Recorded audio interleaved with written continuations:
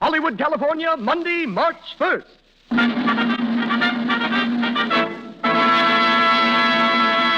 The Lux Radio Theatre presents Charles Winninger in Cappy Ricks with Sally Eilers and Richard Allen.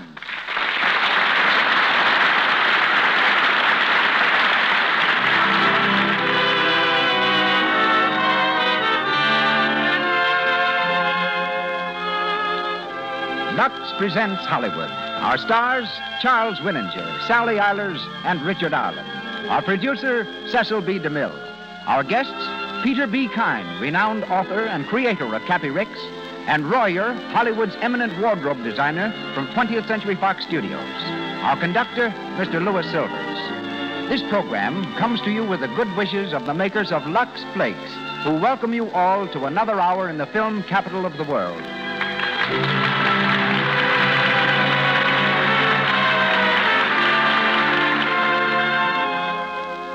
Before we start Cappy Ricks, a word about the product which sponsors tonight's play, Lux Flakes.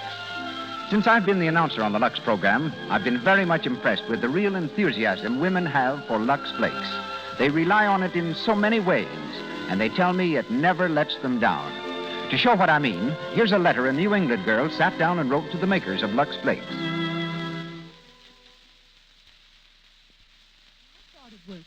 I found that in order to buy a pair of stockings every week, I had to give up too many good times. I decided to try Lux Flakes and see if it made any difference. I found that with Lux, I only needed to buy a pair a month. Now I use nothing but Lux Flakes on stockings and dainty underwear. And with the money I save every year, I'm able to pay for half of my vacation.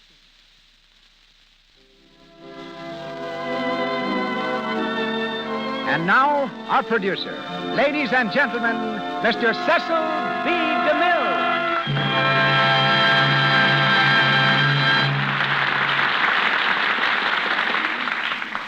Greetings from Hollywood, ladies and gentlemen.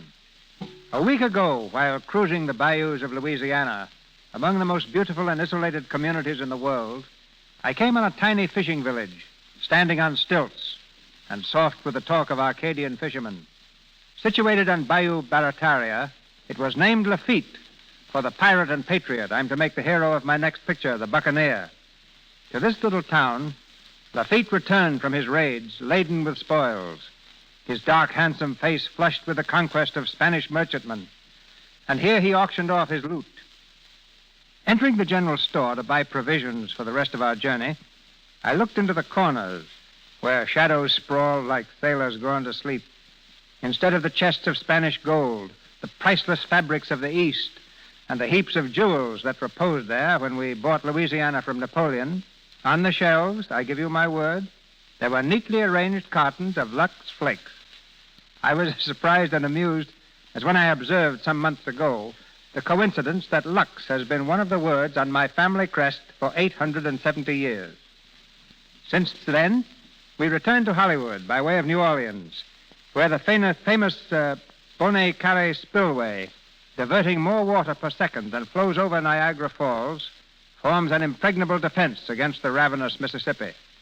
The city is safer than it was from the old buccaneers. But tonight, our hero is not Jean Lafitte. It's Charles Winninger, who made his professional debut as a fiddling member of his father's troupe at the Chicago World's Fair in 1893. Like another fiddling prodigy, Jack Benny,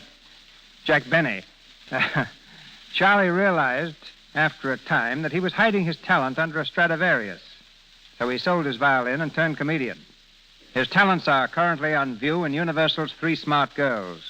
But millions remember him as Captain Andy in Ziegfeld's Showboat.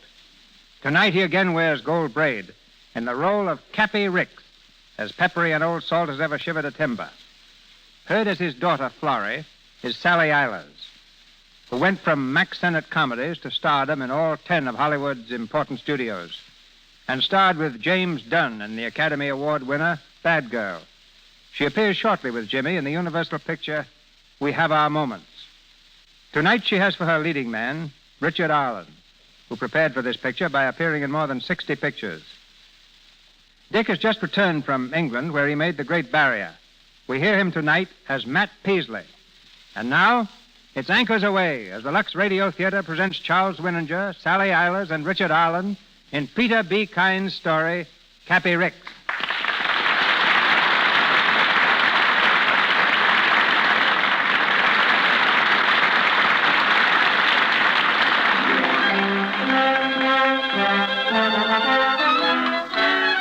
The San Francisco waterfront, where row after row of shipping offices face the busy wharves. On the steps of the Blue Star Line, Cappy Ricks, the president, faces a huge crowd of sailors and ship owners. In typical waterfront fashion, they're congratulating the old-timer on his 60th birthday.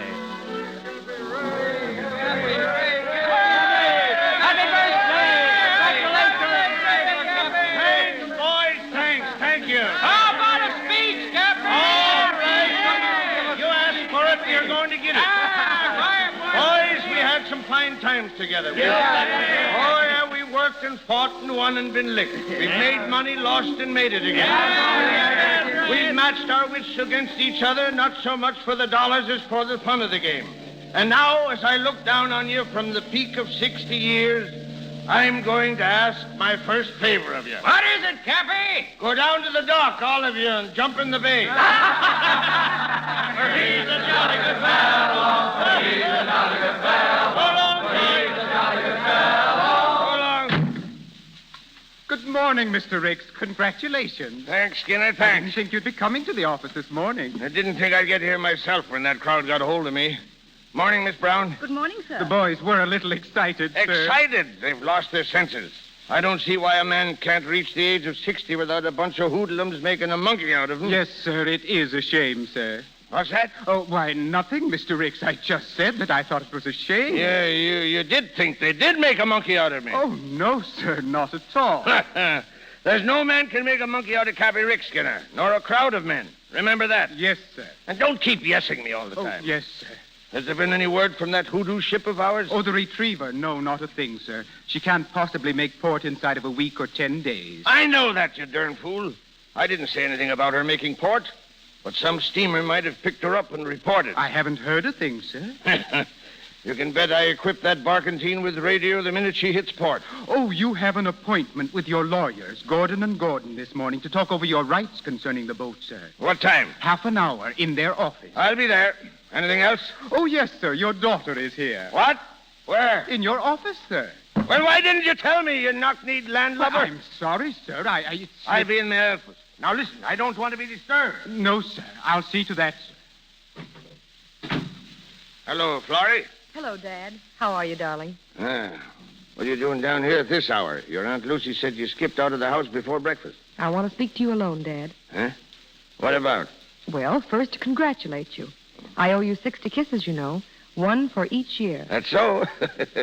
I'll collect them on the installment plan. One at a time. All right. Here's the first. That is a good one. Must be something behind it. Dad. Come on, out with it. How much do you want this time? Not a penny. No? No. It's something more than money, Dad. Something I want terribly. Mm-hmm. Well? It's what I was speaking about the other night at dinner. Now, Florrie, don't start that all over again. But, Dad... I told you once and for all that I don't want you working down here at the office. But, Dad, listen... In the first place, it ain't necessary. And in the second place, you don't know anything about the shipping business anyhow. But I do. I've been around the docks with you ever since I was old enough to walk. And I've listened to you talk every night at dinner for the last 15 years. I know as much as anyone knows, and I want to come in with you. Work with you. Now, Florrie, listen to me. I don't know why I should be talked seriously about this. It's silly. But I want to tell you something. The shipping business is no business for a girl. It's a man's game, a fighting game. It's give and take every minute of the day. And if I went and took you in as a partner, my competitors would laugh me off the waterfront. I don't have to be a partner. No, nor anything else around here. I won't have it. Is that your final answer, Dad? Absolute. Oh, Florrie, now, don't act so hurt. I'll do anything in the world for you except this. I can't do this. It's all right. But I haven't given up yet. Now, Florrie. You always said I was stubborn. You certainly are. And that I take after you. Well, yes. You're too much like me for your own good. Oh, Mr. Ricks. Yes, what is it? Your appointment with Mr. Gordon, sir. It's almost time. All right. Don't rush me. Oh, no, sir. I didn't mean to rush. Well, get me a cab. Oh, yes, sir. And be quick about it. We've got to get out of here. Oh, yes, sir.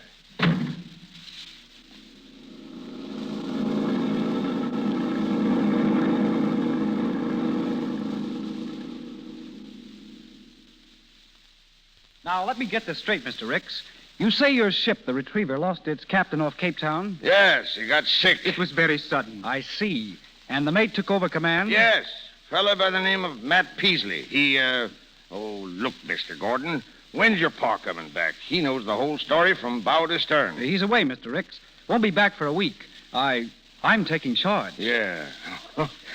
All right, go on. Now, as I understand it, you didn't want Matt Peasley to act as captain. Why should I? I don't know the fella. Never laid eyes on him. So I wired him I was sending another captain to take over the ship. And what do you suppose that scallywag did? What? Wired us that he was going to bring the ship back himself. And if we sent on another captain, he'd chuck him overboard. What did you do then? I'll tell you what I did. I hunted up the biggest, toughest captain I could find. A big, burly Swede. A two-fisted human bull who's licked everything on the seven seas. And I shipped him off to Cape Town with orders to beat Mr. Peasley to a pulp and bring what was left of him back in the Retriever. I see. Now, here's what I want to see you about. That ship will be in here within a week or 10 days, and the minute she comes to anchor, they'll bring the pieces of Mr. Matt Peasley ashore. Then what's left of him will begin to yell for the police. So I want to know just where I get off at. The assault took place in a foreign port? But on an American ship flying the American flag. Now, don't forget that. Well, what's the answer? Well, let me see. Come on. Do I land in the brig or don't I? Well, to be quite frank with you, Mr. Ricks, I don't know. Well, that's just fine. Just fine. I sit here for an hour wasting my breath and you telling me you don't know. What's a maritime lawyer for, anyhow? When my father gets back, you see, it's a very unusual case. I'm sorry, Mr. Ricks. All right. Forget it, son. A youngster can't know everything about this business. I'll look up the case records. Never mind. I ain't got time. And the ship ain't due for a week.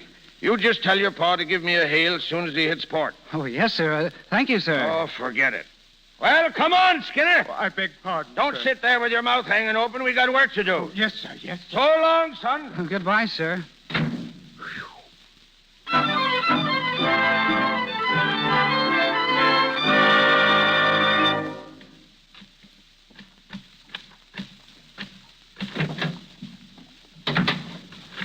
Hello, Jimmy.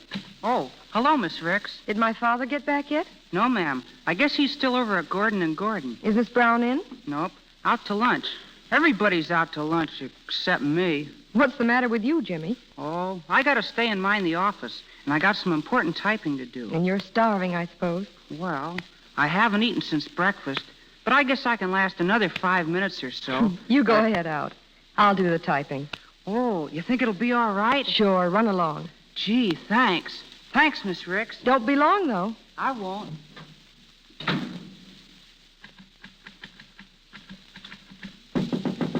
Come in. Well, how do you do? Hello. Mr. Ricks in? What's the name, please? Matt Peasley, captain of the Retriever. The Retriever? The Retriever isn't in yet. Oh, yes, it is. Anchored off of Meg's Wharf not 20 minutes ago.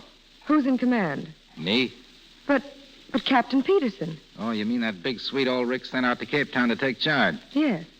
I brought him ashore and sent him up to the Marine Hospital. What? You mean to say that you licked him? Well, if I hadn't, he'd have licked me. He ought to take a peep at him. Oh, for heaven. I'm afraid I don't understand. Oh, excuse me, but I can't help it. It's too funny. Do you know that fight has been the talk of this office for the past 3 weeks? Yeah? Everybody took it for granted that Captain Peterson would win. Been on Rick's mind, huh? Night and day. He's talked of it, boasted of it, gloated over it. You see, you're the only man in his employ who ever defied him. Well, he probably needs someone to tell him off once in a while. He's just an old windbag anyhow. What? Oh, I guess I shouldn't have said that, huh? You've got to be loyal to him working in his office and all. Working? You're his secretary, aren't you? Well, not exactly. Been with him long? Long? Oh, yes. Ever since I was a little girl. He's been like a father to me. He's not so bad when you know him. Bark worse than the bite, huh? That's it. Tell me something. How on earth did you get the Retriever back so fast? You weren't due for a week. Oh, just luck, I guess. Oh, luck wouldn't speed you up 7 days. Well, I've been at it ever since I was 14. Was the Retriever your first command? Yeah, that's why I jumped at the chance. I couldn't let that big ape Peterson take it over. Oh. But you know, Mr. Ricks is pretty powerful. He could keep you from getting another boat. Well, I expect him to do that. What are you going to do? Me? I'm going to give up the sea. I'm going to go into the shipping business for myself. You are? That'll take money. Well, I found out that if you can show people a sure bet, the cinch to find the money. Oh, you have something sure. Dead sure. You see, I know where I can pick up a couple of ships right now. And for $10,000, I could swing the whole deal. Buy up the options, turn around and sell the boats, and net a profit of 100%. That'd be enough to give me a start. You could do that for $10,000? Sure. You could? Yeah, I got half of it now. All I need is another 5. Captain Peasley, if I get $5,000, would you take me in with you? You? As a partner. Are you kidding? No, I'm not. Where would a secretary get $5,000? Oh, well, you see, I have a brother who has plenty of money. He'll let me have some to invest in a sure thing like this. You're a funny kid. What's your name? Brown. Ellen Brown. You don't seem quite sure of it. Of course I am. Well, I'll tell you, Miss Brown, you better think it over before... Oh, I don't have to think it over. I know right now. All right, meet me tomorrow and we'll draw up the papers. Where? Jasper's Wharf, 10 o'clock. I'll be there, but I'm... I say it ain't the retriever. It's Mr. Ricks. He's coming in. He mustn't see us together. Here, what's the matter? I'll get out the back way. Don't forget, 10 o'clock. Right. No. I tell you, it's impossible. But he said he was sure it was the retriever, sir. Oh, wait a minute. Well, young fella, who are you? I'm a Blue Star officer, sir. I can see that by your cap, you idiot. Just come from the docks? Yes, sir. You know my barkentine retriever when you see her? Yes, sir. The retriever's anchored off of Meg's Wharf. There, sir. Are you sure, young fella? Absolutely. Well, I guess it must be true, Skinner. That square-head captain was made good. List him for a better ship. Yes, sir. Now, mate, what do you want? I've come to report, sir. From what ship? The retriever. Why doesn't Captain Peterson report himself? He was taken to the Marine Hospital as soon as we docked. He got sort of smashed up in Cape Town. Who smashed him? I did, sir. Then you're... Yes, sir, I'm Matt Peasley. Why, you freshwater gumdrop? What do you mean by standing there and lying to me? Don't you call me a liar. This is my office. I'll call you Take what I back like. what you said or I'll heave you out that window. What? Why, you pea-green deck swabber. Mr. Ricks, Captain Peasley, Stand please. back. If he was a couple of years older, I'd wring his neck for him. By older, you mean if you... I mean what I say. I don't fight with kids. Now, mate, you listen to me. You beat up Peterson. I did. It was a pleasure. You know what it means? It's mutiny on the high seas. That's what it means. Captain Peterson had credentials. He might have had them, but he didn't present them. He climbed on board and presented his 2 fists. And you bashed him in, huh? Right. I suppose you know you've made us more trouble than any other man we've had in our employ. That's your fault, Mr. Ricks. My fault? Look here, Yeah, you if you'd young let me snipe. alone. Yeah, if you'd let me alone, I'd have brought that boat back and there wouldn't have been any trouble. Well, you'll never get the chance to bring back another. You're fired. You can't fire a man that's already quit. And now, Cappy Ricks, goodbye. Don't call me Cappy. All right, then, Mr. Ricks. And write this in your log. The next time you pick a fight with one of your employees, make mighty sure he isn't from Thomaston, Maine, where they turn out real sailors. Goodbye. Peasley. Thomaston, Maine. Peasley, of course. What is it, Mr. Ricks? I know that boy. I knew his father. The finest family of sailors that ever hauled a rope. Skinner, I want that boy for our line. But you just told him... Never mind that. You go find him and bring him back here. That boy's going to work for me.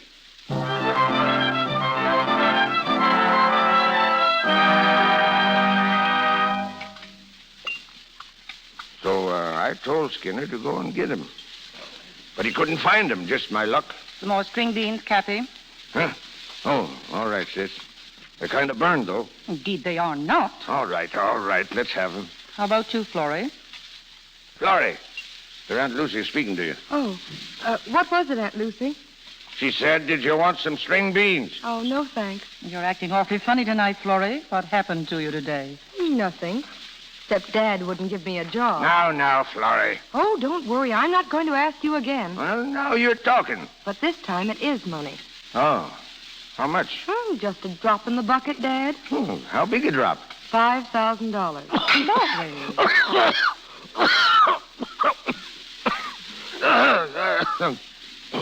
That ain't a drop, it's a splash. What do you want it for? Charity again? Well, in a way. What do you mean, in a way? Is it charity or ain't it? Well, charity's helping people out, isn't it? Yeah? Then it's charity. Now listen, Florrie. Cappy, What? you might just as well save your breath. There isn't any use arguing because you always give in the end anyway. Oh, I do, huh? Of course you do, darling. That's why I love you so much. Is that so? Mm-hmm. Mm-hmm. Well? Oh, all right. I'll give you a check in the morning.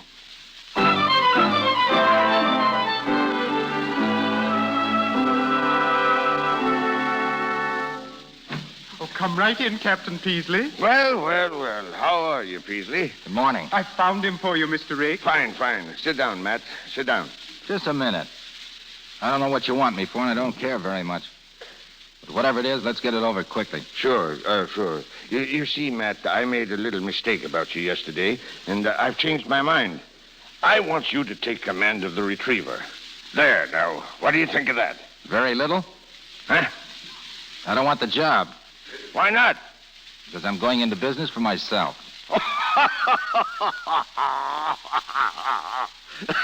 Did you hear that, Skinner? He's going into business for himself. Whose peanut stand are you going to buy out? I'm going into the shipping business, Mr. Ricks. What? And it takes you down a little, doesn't it? I got a partner with money. We drew up the agreement this morning. From now on, Mr. Ricks, you've got a competitor. Why? A real one. Huh? We'll make you square, Mr. Ricks. You'll wish you'd never heard of me. Skinner, show this man out. No, don't show him out. Throw him out. Mr. Rick. I can go myself. You bet you can go. You're fired, do you hear? You fired me yesterday. Well, you're fired again today. Now get out of here and start your business. And when I've skinned you clean down to your hide, come back and see me. If I'm in a good humor, I might lend you a barrel.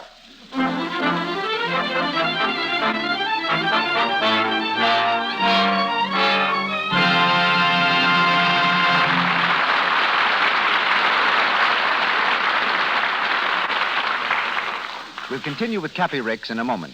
Now, let's visit one of Hollywood's leading department stores. Mr. James Brown enters the lingerie department feeling, a bit like a fish out of water. Like most men, he hesitates to enter this feminine domain, but he has to. He's returned a lace-trimmed satin nightgown which he had bought as a birthday gift for his wife. He explains his errand to a salesgirl, and then... Didn't your wife like it, sir? It's a gorgeous gown. Oh, yes, she likes it, thinks it's lovely, but, she doesn't feel we can afford it. It's probably my fault. I've heckled her quite a bit about clothes bills. But, Mr. Brown, this gown is pure dye satin. Will wear for ages. That is, if it's washed carefully. Huh? Well, how do you wash the things? Well, I always advise Lux Flakes. Tell your wife to turn it wrong side out before washing it. Look, why don't you take the gown home again and take along with it this Lux washing leaflet? Well... I know if she washes it with Lux Flakes, the gown will stay in you looking for so long, she won't think it's a bit extravagant. Well, I guess I will take it back. She really liked it. And thanks for the tip about Lux. Yes, that salesgirl is right. If you use Lux Flakes, even the daintiest lingerie will stay like new so long that it isn't extravagant. Lux underthings after every wearing. This protects daintiness and at the same time keeps the garment new-looking. So for daintiness and economy, always wash underthings in Lux. And now, back to Mr. DeMille. Once more, we bring you Cappy Ricks with Charles Winninger, Sally Eilers, and Richard Arlen.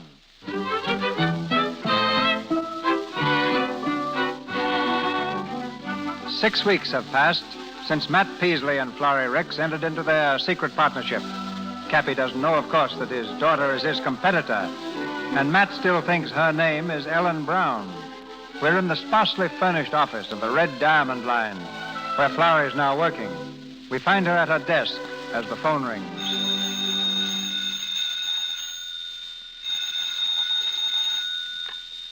Red Diamond Line. Is this Matt Peasley's office? Yes, sir. Then by the pink-toed prophet, I want to talk with him. This is Mr. Rick speaking. Mr. Peasley's busy just now. So am I, and I haven't any time to waste arguing with a female windjammer. Are you wasting it? What's that? If you're trying to get fresh with me, young lady, you'd better think twice. I'm not taking any fancy talk from anyone, man or woman. Who's that on the phone, Ellen? Wait a minute, Matt. Hello? May I take a message, Mr. Ricks? What? I said, may I take a message? Hey, what? You know, there's something familiar about your voice, young lady. Well, what's your name? Oh, I'm sorry, sir, but I'm not allowed to discuss personal matters during business hours. What? Well, listen, young lady. You know who I am? Oh, yes, sir. Very well. Then from now on, we'll get somewhere. Throw all that regular office lingo into the discard and give me Matt Peasley. I'm sorry. He's too busy to talk now. Oh, he is he? Well, tell him for me that he's an ungrateful sea dog. And if he thinks he can lick me, he's as crazy as a coot. Goodbye. Was that Ricks? Yes. You're getting under his skin. Oh, Matt, isn't it simply gorgeous? Things are beginning to break. Say, they've broken already. You remember what you told me about that Mason and Barber's contract expiring with Ricks? Yes? Well, we landed that contract. No. Yeah, it's all signed, sealed, and delivered and in my pocket. We'll make $5,000. He told That me... wipes out what you borrowed. He told me I didn't know anything about the shipment of it. Huh? Who? Oh, nothing. Nothing, Matt. It's just that I'm happy. You don't know how happy. Oh, Ellen, you're a wonder. It's been fun, hasn't it? Wondering if anything was going to happen. Almost going overboard, and now everything working out just the way we wanted it. Oh, it's been the grandest 6 weeks I've ever known. You know what I'm going to do? I'm going to have a sign put up outside, Peasley and Brown, Red Diamond Line. Oh, no. No, Matt. Why, what's the matter? Well, you mustn't say anything about me. You promised you wouldn't. But you're my partner. I don't see why. Please, Matt. You mustn't. All right. Hey, but what about that other partnership I suggested? Does that have to be silent, too? Other partnership? You know, the one that has a ring to go with it. Oh, that one. I'm serious, Ellen. So am I. We'll have to wait, Matt. Oh, I'm crazy about you. I guess I've told you that 100 times. I never get tired of hearing it. Then why do we have to wait? Because... Oh, Matt, you're just getting started. You've got a long way to get yet, and I want to see you get there. I want to see you become the biggest man on this street. And you will, too. Yeah, but what's that got to do with us getting married? Well, I don't know, Matt, except I'd rather not. For a while, anyhow. Well, I guess I'll just have to wait. Don't make it too long, though, will you? It'll be just as long for me, Matt. Oh, Ellen. Matt. Oh, Matt, stop. Not here. What would a client think if he walked in here and found you kissing your secretary? I don't know. But I'll bet a schooner against the door, that he'd try to hire you away.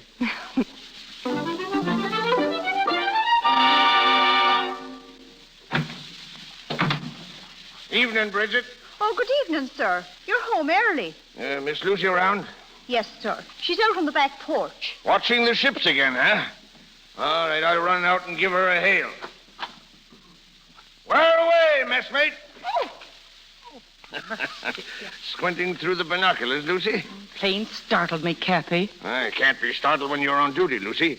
You're mistress of my home port, aren't you? There are times when I wonder. Was the ship you were looking at coming in or going out? Coming in. Was she wearing the blue star? No, a pennant I never saw before.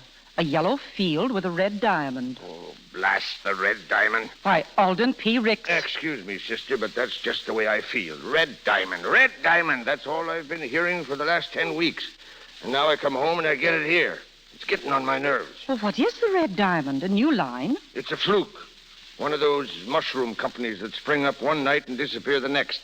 I'd give $10,000 to find out who's behind her and call it an investment, a good one. You don't mean that they're taking business away from the Blue Star? Lucy, they're walking all over us. Oh, no. Got us covered with blood, that's all. You know what they've done to us? Bought 2 ships out from under our nose. Alden. Oh, that isn't all. They sold them for 1/3 more than they paid for them. Well, that sounds like good business. Good business, just darn fool luck. Wouldn't happen again in 50 years. And what did they do 2 days ago? You'd better come into the house, Alden. Took 2 of my best captains away from me. Men who have been interested in the Blue Star for years and owned an interest in their ships. They walked out and left me. I never heard of such a thing. Left the Blue Star, a $5 million corporation, to go with a fly-by-night shoestring mushroom company that's liable to hit the ceiling any minute. Alden, why don't you give up the fight and retire? Retire? Retire? Plenty of time for a man to retire when he's old. I'm only 60. Quit and let that boy whip me? By the horn-toad, I will not. No, sir. Why, Lucy, I'm tickled to death over this fight. By the time I've demolished, pulverized, and obliterated this Red Diamond outfit, I'll be 10 years younger.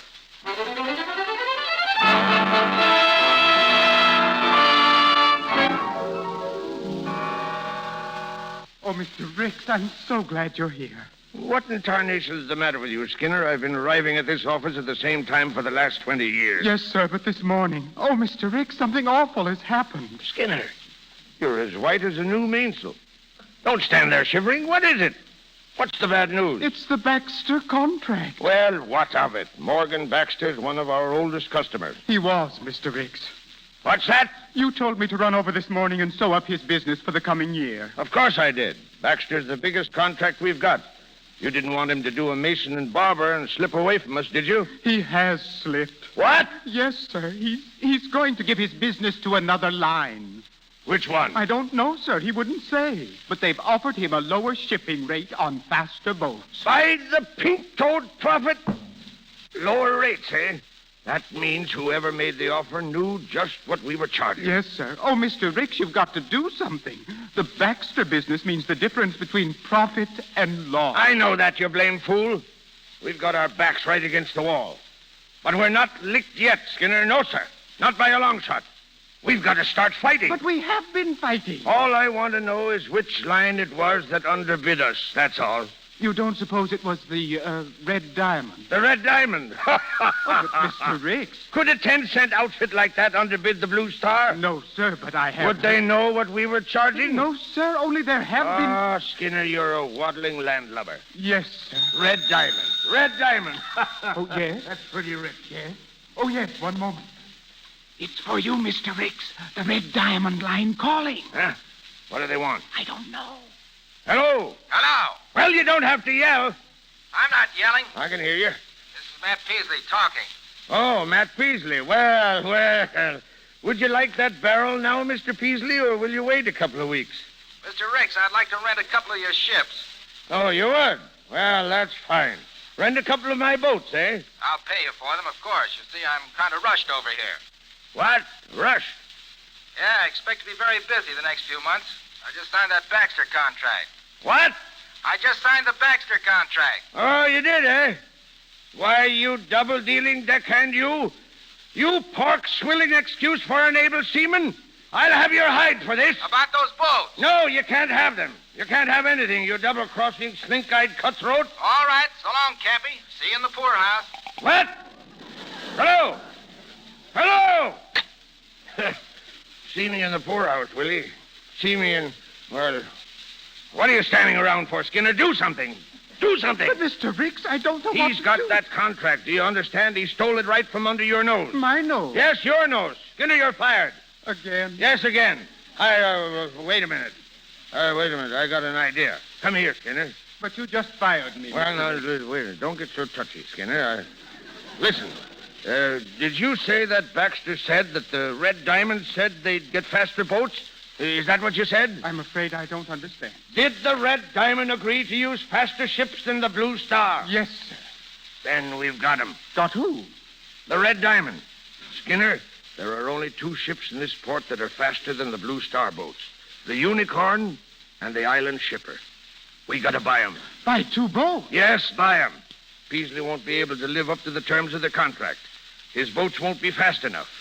And we'll get the business back again from Baxter. But two boats and finances the way they are, it will break us. Let it. It'll break the Red Diamond, too, and that's what I want. Skinner, get the owner of the Unicorn and the Island Shipper now. Have him come to the house the first thing in the morning. Tell him I'll have a blank check ready and he can name his own price.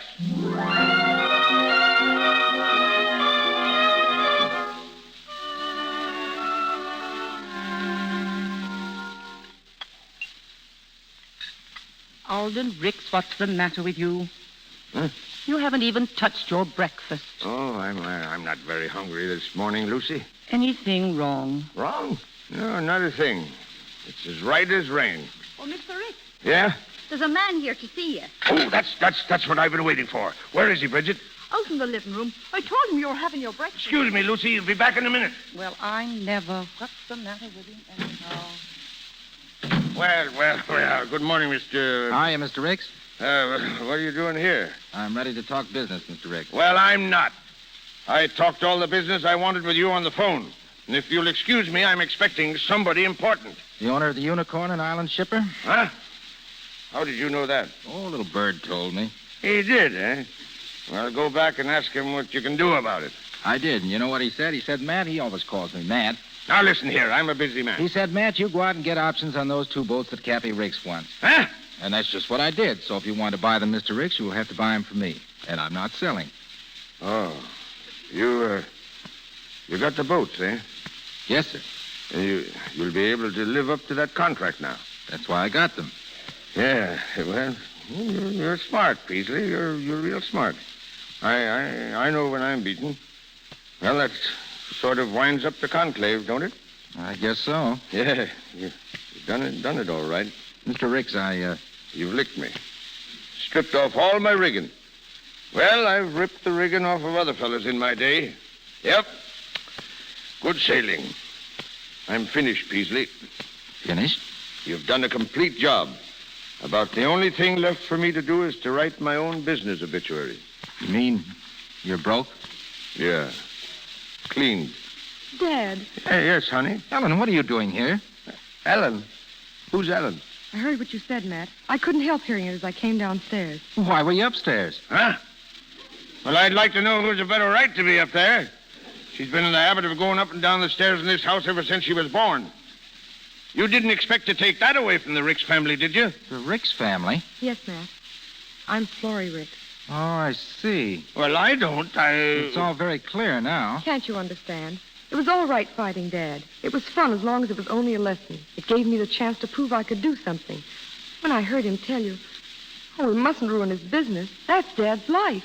Well, by the pink-toed prophet, will somebody be good enough to explain what's going on here in my own cabin? You didn't even tell me what your name was. I couldn't. You wouldn't have listened to me.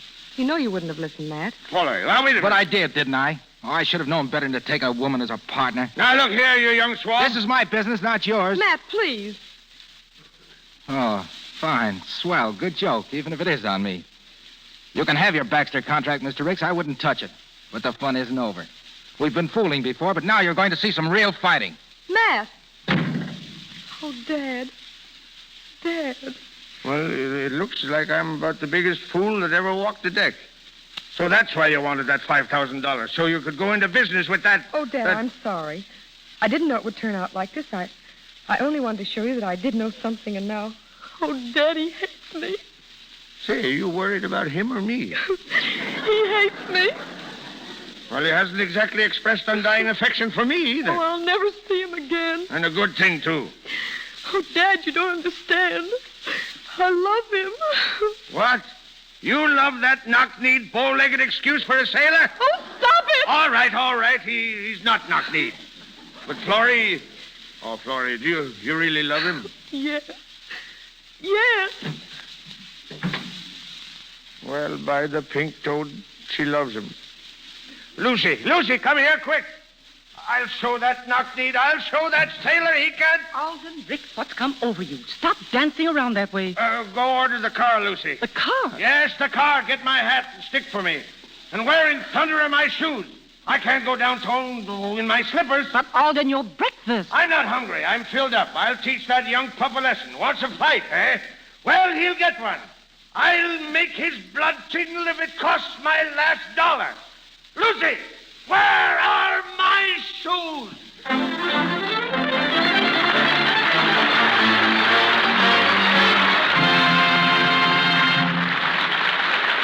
We pause for station identification. This is the Columbia Broadcasting System. This is KNX, the Columbia Station, Los Angeles.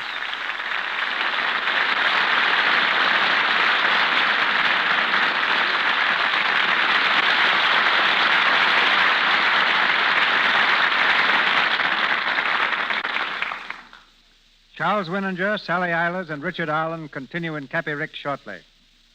27 years ago, a young man walked out of a San Francisco hospital wondering where the money was coming from to pay his doctors' and nurses' bills. Not having anything better to do, he sat down and wrote a short story based on characters he'd encountered in his last job in the lumber and shipping business. The story was purchased immediately, and since then, the pen of Peter B. Kyne has never rested. Creator of Cappy Ricks, he has written 26 novels and over 300 short stories, 70 of which have been purchased by motion pictures. Ladies and gentlemen, Mr. Peter B. Kyne.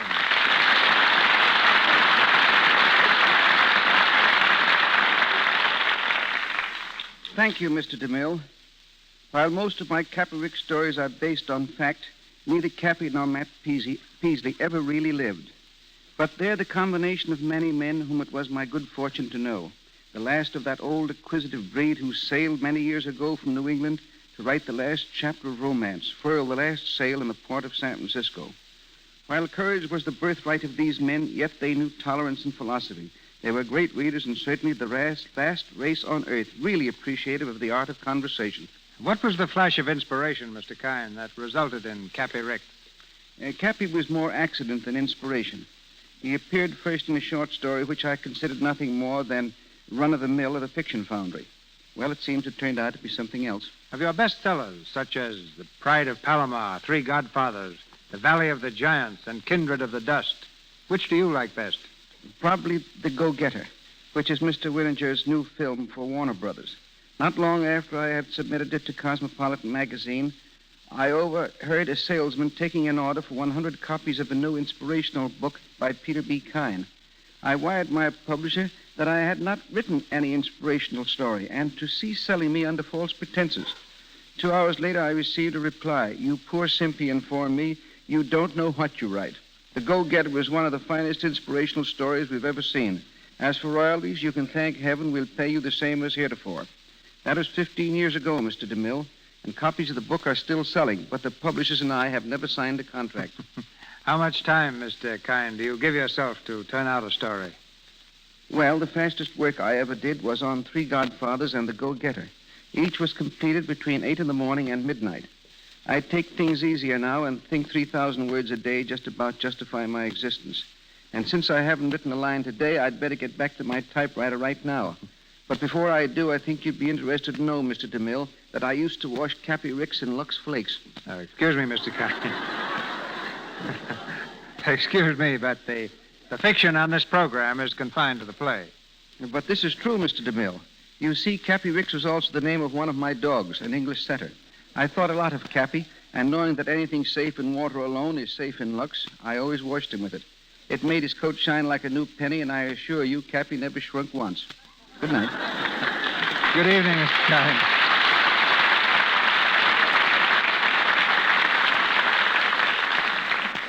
We continue with Cappy Ricks, starring Charles Winninger with Sally Eilers and Richard Allen.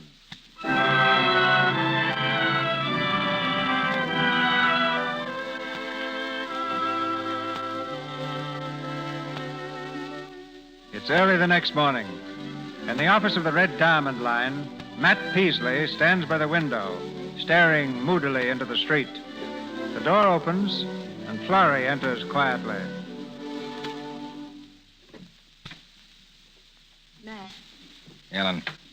Florrie now. Yes, I know. Well, Matt, I had to come down. I couldn't stand it any longer. Oh, I've started for your house at least 10 times. Why didn't you come? Full pride, I guess. I'm sorry about yesterday. I just lost my head. Well, you had good reason to. Well, Matt, what are we going to do? Oh, I don't know. Your father was here yesterday. He threw the Baxter contract back in my face.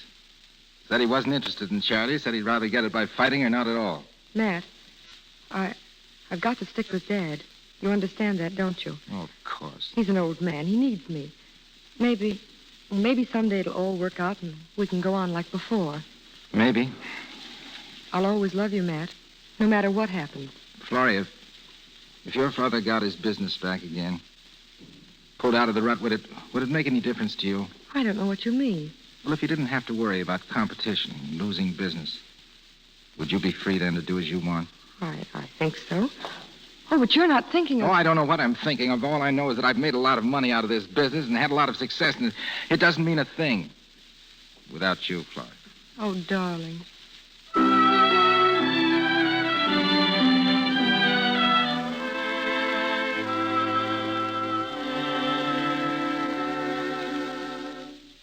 Oh, the captain told the maid told the crew told me, so I know it must be true. You hear some funny yarns while sailing o'er the sea. That's the little yarn you heard aboard the ship. Oh, good afternoon, Skinner. Mr. Ricks, was that you singing? No one else, Skinner. I'm a new man. Yes, sir, a new man. Oh, dear me, but what's happened? Push old Cappy Ricks into the scuppers, will they? Beat him at the game he's been playing for years? I'd like to see someone do it. Oh, the captain told the maid told the crew. You think you could use 100 shares of Blue Star stock, Skinner? Why, Mr. Ricks. She's going up, Skinner. 100 shares of stock. 1,600 a share. But, Mr. Ricks, I can't buy 100 shares of stock. Why, I'm giving it to you. A nest egg for your old age. Oh, I don't know how to thank you. I don't want any thanks. I'm celebrating, Matt. You know, Matt Peasley thought he had me down and out, didn't he, huh? Skinner, I won a great victory this afternoon. Victory? Sure, I've got the Baxter contracts. What? Sewed up tight as a cocked ship.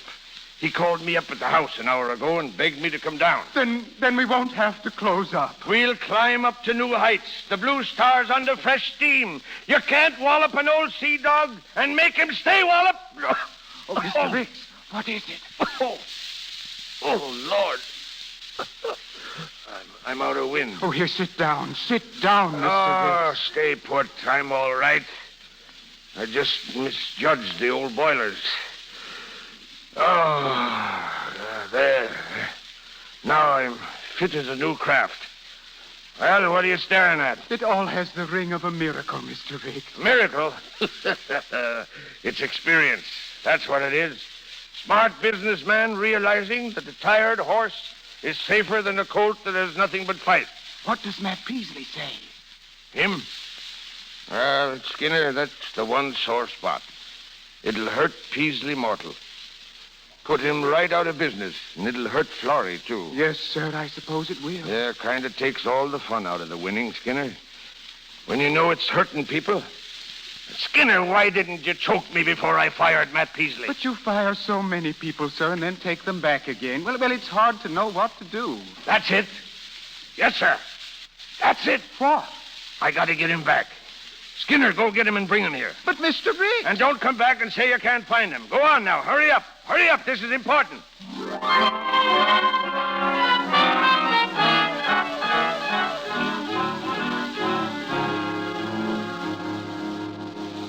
Well, come right in, Matt. Come in, Florrie. It took a woman to bring you in, eh, Peasley? Yes, sir. Well, Skinner, don't stand there. Get a couple of chairs for our guest. Oh, yes, Mr. Ricks. Well, Peasley, finally moored in the home port, eh? Looks natural here, don't he, Florrie? He certainly does, Dad. Mr. Ricks, sir. Silence. Stand by. I'm in command of this ship. Well, what is it, Peasley? I wanted to come over and congratulate you, Mr. Ricks. Now you're talking... What's that? Well, I'm beaten. You whipped me. Oh. The Baxter contract set me up so no one could whip me. Now you have that contract, and I guess you know the rest. Yes, I know. You know more about this game than I do, and I guess I'm nothing but a rank beginner. Well, congratulations. Do you mean what you're saying? I do, sir. Well, scuttle my timbers. I want to apologize for the things I said when I first reported in this office. I'm also sorry about the way I acted in your home yesterday. Have you lost your mind, Peasley? Well, no, I hope I found it. Why, you lopsided landlubber, you've laid down and quit. You've lost your nerve, struck your colors. You despicable swab. Dad, Keep out of this, Florrie. You weak-kneed cockalorum. You big overgrown dub, I could take you in my hands. I guess that's enough. Matt! There's a limit to what a man can take or be expected to take. You've gone past that limit, Ricks. Oh, so you make your own limits? Yeah, I made him in this case. You old son of a sea cook. You still know how to fight. What's that? I got under your skin. What do you mean? Mean? You don't think I wanted a man with milk in his veins for a partner, do you? Oh, Dad. A partner? But I don't... Keep your mouth shut. If I want to combine the Blue Star and the Red Diamond, I have a right to combine them, haven't I?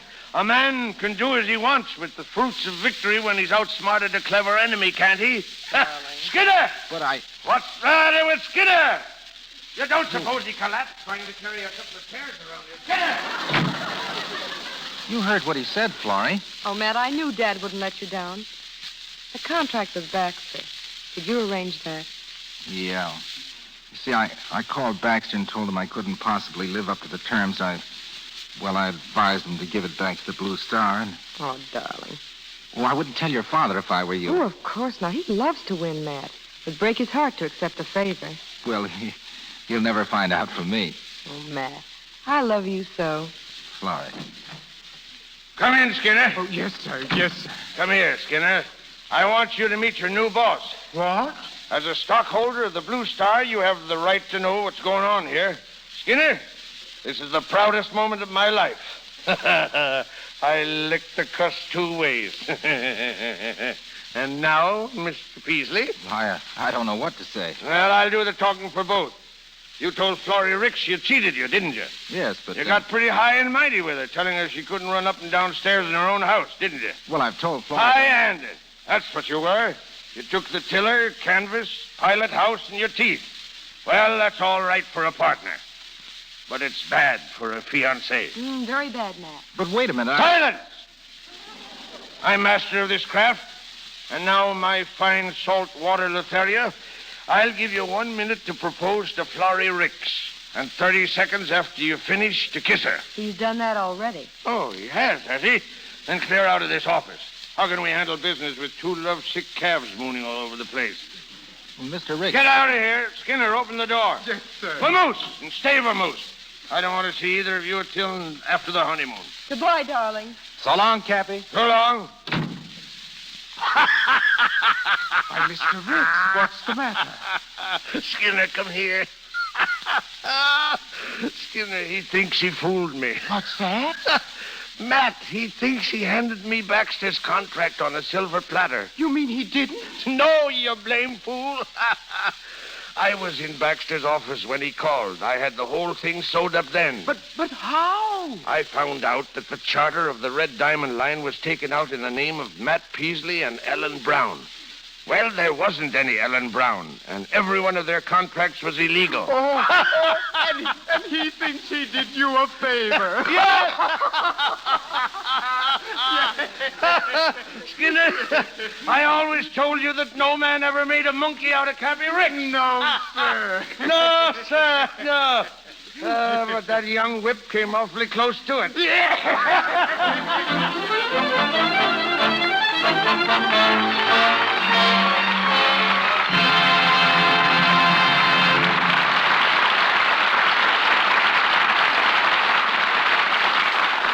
And so we take our leave of Cappy Ricks. Charles Winninger, Sally Eilers, and Richard Arlen return to the microphone a little later. With more than 200 pictures to his credit, Royer ranks among the best-known costume designers in America. Former designer for leading Fifth Avenue salons, lecturer at the Metropolitan Museum of Art, and at New York and Columbia universities, he's now at 20th Century Fox Studios creating the costumes for such well-dressed young ladies as Loretta Young, Alice Faye, Anne Southern, Barbara Stanwyck, Sonia Henney, Madeline Carroll, and Shirley Temple. Ladies and gentlemen, Royer.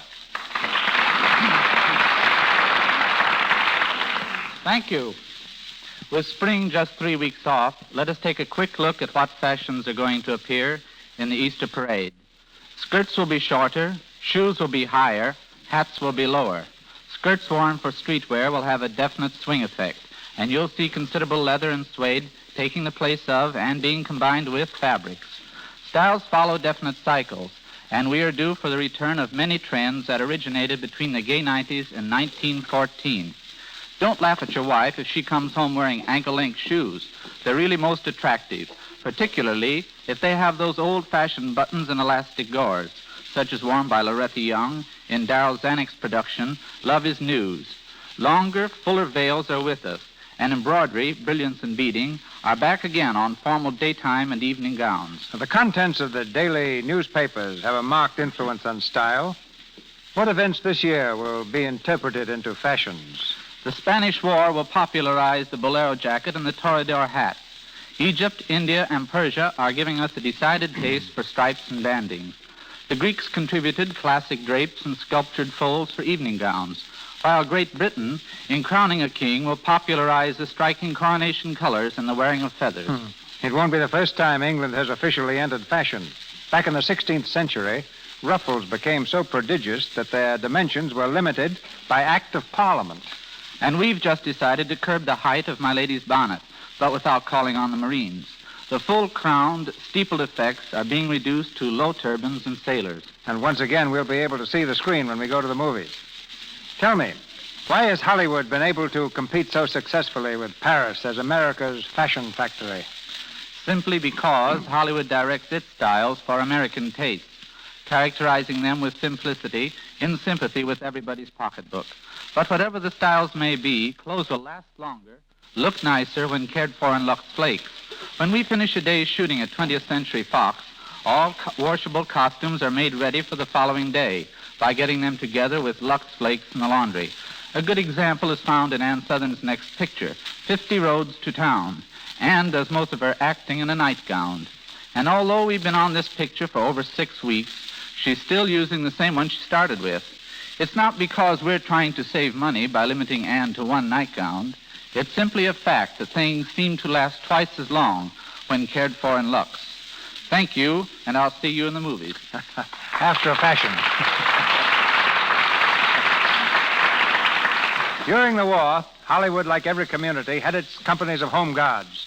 I found myself captain of one outfit whose ranks included Jack Holt and Wallace Reed, but whose particular boast was a brass band with Jesse Lasky playing the cornet. It was an almost perfect band, but for the persistence of the trombone player, who was in such a hurry to win the war that he was always 3 bars ahead of everyone else. For 20 years, I wanted to tell that musician what I thought of his playing. And if Sally Eilers and Richard Arlen will escort him to the microphone, I'll tell him now. Corporal Winninger, front and center. Now, just a minute. I joined the Army to serve my country. But instead of giving me a rifle, you hand me a trombone. Well, they probably figured you could do more damage with a trombone, Charlie. I really think you should be forgiven, Mr. Winninger. After all, a man who's been captain as consistently as you should have been put in the Navy. Thanks, Sally. But since coming to Hollywood this time, all I play is fathers. I've just made 4 pictures, and every one of them I'm Papa. But what have you been playing, Dick? Dick's been playing golf. Oh. I think we better skip that by, Sally. Oh, I don't know. You were in nearly every big tournament in the country. We're all proud of you, Dick. You're the most consistent player in Hollywood. Oh, I'm consistent, all right. I lost every match I entered. But I haven't given up hope yet, and I hope I'm going to Georgia next month to see if they'll let me play in the Bobby Jones tournament in Augusta. Well, now, Dick, just perform as splendidly as you do in your new picture, The Great Barrier, and the cup's as good as yours right now. Thanks a lot. Hey, Mr. DeMille, I understand you're interested in boats, and so I'm going to challenge you to a race. I'm having a schooner built over in Finland, and as soon as she's ready, let's see if I'm a better sailor than a golfer. I'm at your service, Dick. And you and I, Sally, we'll take a rowboat and show them both the thing about navigation. Huh? You bet we will, Cappy. But in the meantime, Mr. DeMille, I'll be listening for you every Monday night. And all my thanks for a very nice time. And I guess that goes for us, too. Eh, Dick? Huh? Right. Good night, all. So long, mates.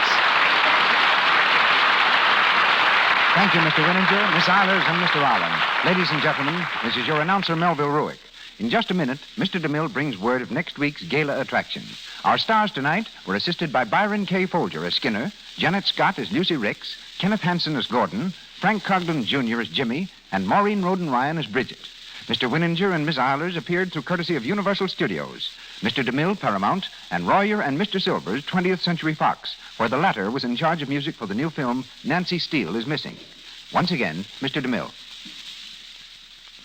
There's a sensational new team in motion pictures, ladies and gentlemen, which we bring to the Lux Radio Theatre next Monday night. Grace Moore and Cary Grant. Our presentation, a play based on Velasco's immortal production, Madame Butterfly, with some of the music from Puccini's opera of the same name. For Miss Moore and Mr. Grant, this will be a return engagement. And coming to us this time in Madame Butterfly assures us all a brilliant evening.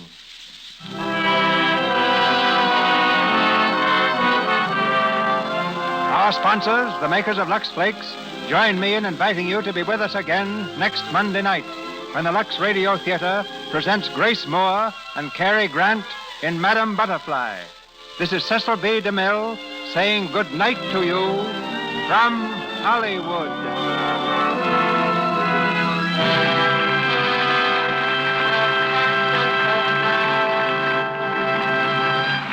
This is the Columbia Broadcasting System.